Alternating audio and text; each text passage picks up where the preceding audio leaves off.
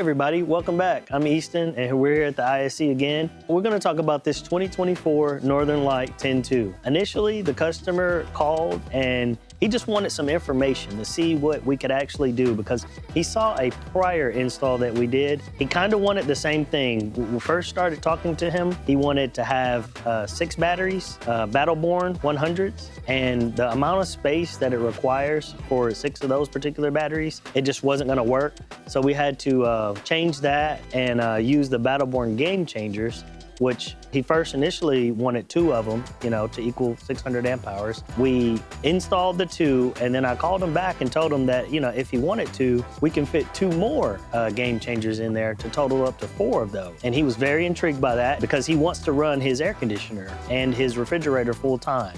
He doesn't want to have to interrupt service or anything like that. So basically he had someone bring it down on a truck because it's a sliding camper, and we positioned it in the shop so that we can work on it. But once we got it in place, that's when the real work started. Initially, the camper has 3 solar panels, some 3 200-watt solar panels that are on top of it. He wanted to add an extra solar panel up there. To be honest, there really wasn't very much room, so I came up with the idea of him actually getting some ground panels and just adding another charge controller onto that, and making there a feed for him to put his ground panels wherever the sunlight will be. And he was very intrigued by that also. So we installed that for him. And also he wanted to have DC to DC charging. So we took 2 of those in parallel to give him up to 100 amps of charging. And DC to DC charging is when you're taking your alternator's power and you're changing that to 3 stages to charge lithium. To have it go into the 3 stages, that's important because you can't just hook your alternator up to lithium, because lithium will soak in all of the voltage that it can from that alternator, and it could potentially burn it up.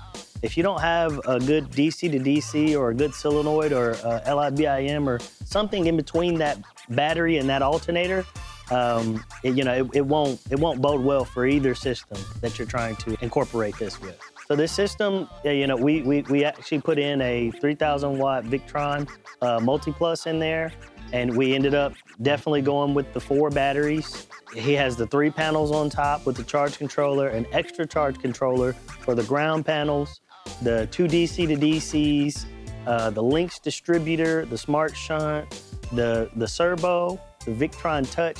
I mean, this thing is packed out with the full system in there. I mean, I don't think you could fit anything else in this system, even if you tried.